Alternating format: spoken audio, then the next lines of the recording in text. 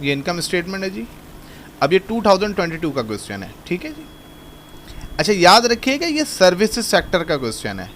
Services sector के question में आपके पास सेल परचेज नहीं होती, इन्वेंट्री नहीं होती ना, इसमें सिर्फ आपके पास इनकम होगी और एक्सपेंसेस को आपने डिस्कस करना होगा। तो सबसे पहले अगर मैं नोट करूं, cash, prepaid rent, office supplies, prepaid insurance, x-ray machine, consulting income, एक इनकम आ गई, पेबल टू सप्लायर, कैपिटल और यूटिलिटी, सिर्फ एक इनकम है, कंसल्टिंग फीस इनकम 250,000। और यहाँ पे एडजस्टमेंट नंबर 5 में मेंशन है एक्रूड कंसल्टिंग, आपको पता है एक्रूड ऐड होगा, तो 250,000 प्लस 30,000 280,000 आपके पास आ गए, आपने मेंशन कर दिया कंसल्टिंग फीस इनकम 280,000। आगे मूव करते हैं, अब हम एक्सपेंसेस को डिस्कस करेंगे। Cash, prepaid rent, office supplies, prepaid insurance, sale lease expense 20,000। Adjustment number 1 में देखें सेल लीज आउटस्टैंडिंग है, आउटस्टैंडिंग ऐड होगा, तो ये 25,000 एक्सपेंस आ गया। आप चेक कर लें, मैंने यहाँ पे रफली आपको शो करके भी दिखाया, कंसल्टिंग फीस इनकम भी रफली शो करके दिखाया। तो आपने सेल लीज एक्सपेंस लिख दिया 25,000, और इस A1 का मतलब है कि ये एडजस्टमेंट नंबर 1 के साथ डील हुआ है,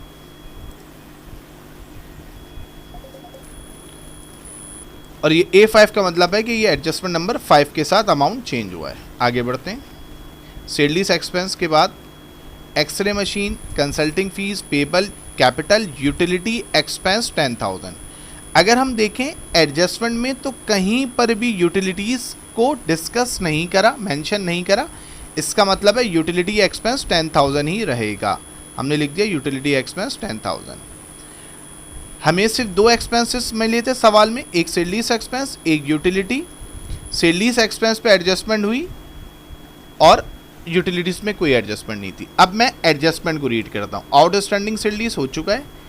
नंबर 2 में देखें रेंट एक्सपेंस 15,000। जब एडजस्टमेंट में एक्सपेंस मेंशन कर दें तो फिर हमें ट्रायल बैलेंस देखने की ज़रूरत नहीं है इनकम स्टेटमेंट के लिए, तो हम रेंट एक्सपेंस 15,000 ले जाएंगे एज इट इज़।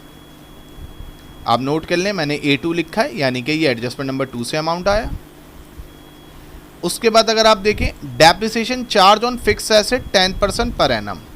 अब आपको पता है सवाल में सिर्फ एक फिक्स एसेट है, एक्सरे मशीन, और ये आपके पास नोट डाउन भी हुआ है कि कौन से फिक्स एसेट डेप्रिशिएबल होते हैं। तो आपने कहा सर जिन पे डेप्रिसिएशन अप्लाई होती है तो मशीन उसमें एक है 640,000 पे, आप 10% अप्लाई करेंगे तो वो अमाउंट आ जाएगा 64,000, तो डेप्रिसिएशन एक्सपेंस आ गया 64,000।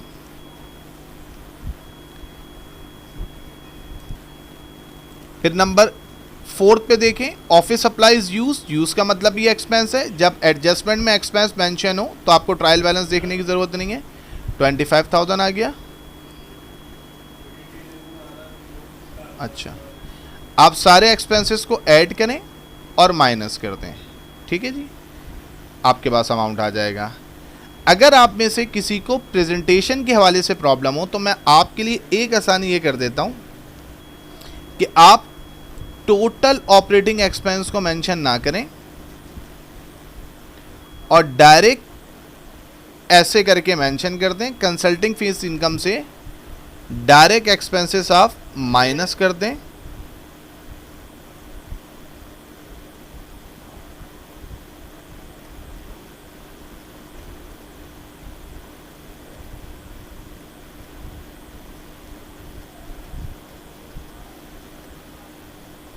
ऐसे करके आप डायरेक्ट मेंशन कर दें तो भी आपका प्रेजेंटेशन के हवाले से काम हो जाएगा। ये आपके पास टोटल ऑपरेटिंग इनकम आ गई 141,000। आई होप कि आपको ये सवाल समझ में आ गया होगा। अब मैं आपको इस सवाल की क्लोजिंग एंट्री कराता हूँ। याद रखिएगा आपके पास चार्ट लिखा हुआ है कि जो इनकम होता है वो नेचर वाइज क्रेडिट होता है, इसलिए जब क्लोजिंग एंट्री में जाते हैं तो उसको डेबिट करते हैं। तो कंसल्टिंग फीस इनकम 280,000 डेबिट में आ गया, आपने यहाँ पे डेबिट में लिख दिया। और कोई चीज़ आपके पास ऐसी नहीं है जिसको आप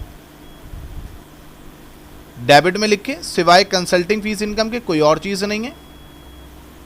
ना सेल है आपके पास, ना मर्चेंडाइज इन्वेंट्री एंड है आपके पास, ना परचेज रिटर्न अलाउंस, सॉरी आपके पास जो है वो परचेज रिटर्न अलाउंस और परचेज डिस्काउंट नहीं है, जो चीज़ें क्लोजिंग एंट्री में डेबिट साइड पर आती हैं। सिर्फ कंसल्टिंग फीस इनकम है एक चीज़, तो आपने इसको डेबिट में लिखा 280,000 और एक्सपेंस एंड रेवेन्यू समरी को क्रेडिट कर दिया 280,000 से।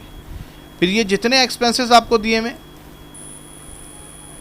ये सारे नेचर वाइज डेबिट होते हैं, इसलिए क्लोजिंग एंट्री में क्रेडिट साइड पर आ जाएंगे।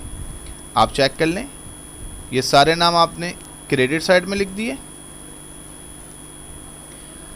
और क्रेडिट के लिए परचेज होनी चाहिए थी, मर्चेंडाइज इन्वेंट्री ओपनिंग होनी चाहिए थी, ट्रांसपोर्टेशन इन होना चाहिए था, cell return and allowance, sale discount होना चाहिए था, वो कुछ भी नहीं है। तो आपने इन्हीं एक्सपेंसेस को ऐड करके एक्सपेंस एंड रेवेन्यू समरीज में क्लोज कर दिया। अगर आप पहली एंट्री में डेबिट अमाउंट देखें एक्सपेंस एंड रेवेन्यू समरी का तो 139,000 है। दूसरी एंट्री में अगर आप अमाउंट चेक करें एक्सपेंस एंड रेवेन्यू समरी का तो वो 280,000 है। तो इन दोनों अमाउंट एंट्रीज में जो डिफरेंस आएगा वो आएगा 141,000। क्योंकि डेबिट में कम है इसलिए डेबिट में लिखेंगे एक्सपेंस एंड रेवेन्यू समरी और कैपिटल में उसको क्लोज कर देंगे। अगर यहाँ पर सवाल में ड्राइंग मेंशन होती तो एक क्लोजिंग एंट्री और बनती, और वो कैसे बनती, कैपिटल डेबिट ड्राइंग क्रेडिट।